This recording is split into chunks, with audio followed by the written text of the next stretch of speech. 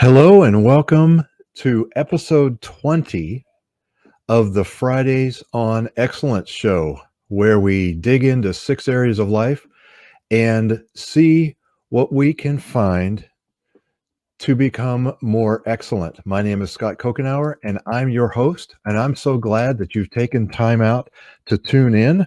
I'm going to set us going on Clubhouse here. And so we are currently recording live on YouTube and Facebook and live on Clubhouse. So search for Serving Strong and join the room titled My Story going on right now. If you're listening on the podcast, thank you for listening and welcome to you as well. This episode will be a bit of a departure from our normal outline.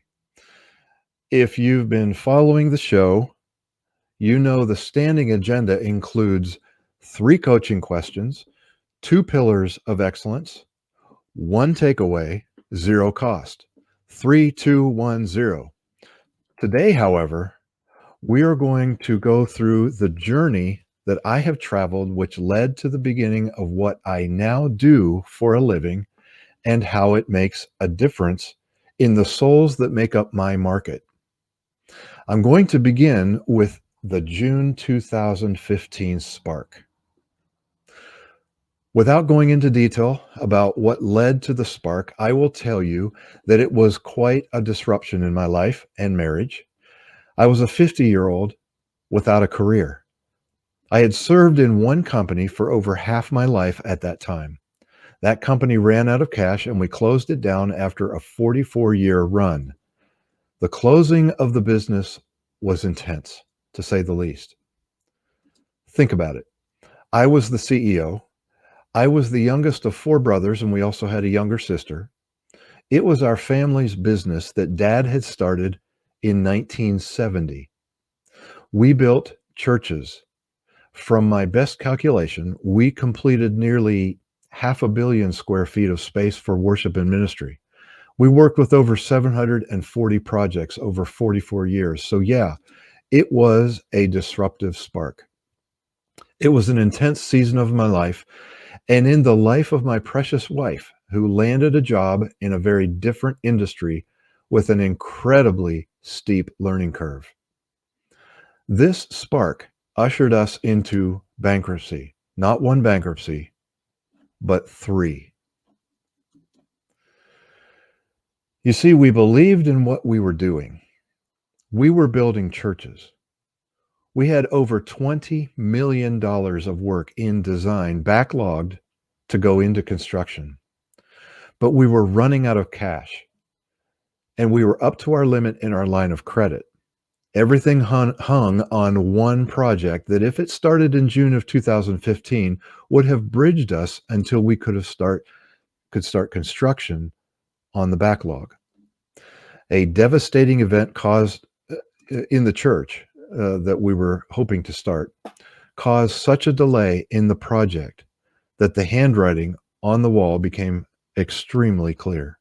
It was time to shut everything down. This led to one of the most difficult decisions of my life. Do I take my family through bankruptcy or not?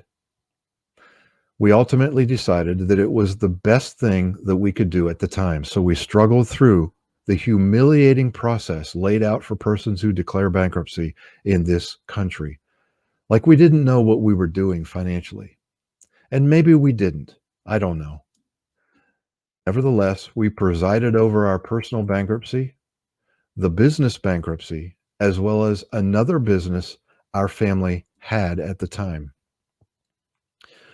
This process took us to December 2015, when the bankruptcy was discharged. Now, during this same month that the bankruptcy was discharged, I met what would become a lifelong friend and client. Time will not permit all that took place as God orchestrated our connection. But I will tell you this. It was and has continued to this day to be one of the brightest spots of the journey for me. Nelson, if you're listening, thank you so much from the bottom of my heart. I connected and started working with another former client who has also become a lifelong friend. He challenges my thinking, and honest to God, I don't know who gets more out of the relationship, these two gentlemen or me. For the next 4 years plus, I entered a very dark wilderness. It was as Cody Isabel on LinkedIn would describe my cave in my hero journey. A lot like Tony Stark, who was placed in a cave and managed to create Iron Man to emerge from the cave with a new and challenging life mission. However, for me, it wasn't fictional. It was real. Remember, I was a 50-year-old suddenly without a career. I had had no need to update my resume. I had no idea how to do that. If when I did go to update it, I had no idea what to say. I was in one job for over 24 years. I had to keep positive. I had to keep hopeful, but I was desperate. With the exception of the precious moments with my wife, I felt alone. I can remember all the guys my age who were looking toward retirement, spending time traveling and doing odd jobs just because they could. And here I was, essentially having to rebuild my entire life and nest egg. I spent money on marketing programs as I grasped at any way to earn a living. I tried evergreen webinars that looked like I was already successful and broadcasting from a beach somewhere in the tropics. Over time, it just wasn't authentic. It created a bad taste in my mouth. Because of time, I will fast forward to another spark that took place in August of 2020 during the pandemic. Remember, this would have been 5 years since the major spark of June 2015. My wife informed me on August 6th that she was celebrating her 5th-year anniversary at her job. Normally, you would think this would be a time of rejoicing, and it was kind of. God had provided this income and health insurance for us all this time, but it hit me like a ton of bricks. I went on several walks and thought and prayed. Then I had an epiphany. My wife needed certainty. The nebulous nature of what I was trying to start, combined with the uncertainty of when the pandemic of 2020 was going to end, it had to be taking its toll on her. So I came to a conclusion and I shared it with her. I told her on August 7th, 6 a.m. in 2022, she will wake up with the option to work and not the requirement to work.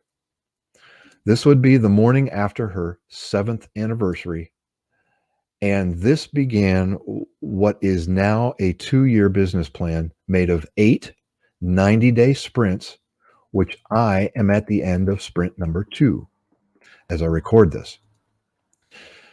And I got to tell you, it's going fantastically well. Why? Because I am focused, I am clear-headed, I'm no longer desperate, but determined. I'm no longer frenzied, but I'm focused. And I'm already seeing success. From this determination and focus, things became clearer for me. All of a sudden, I had so much I could have put in my resume back then, but I didn't realize it.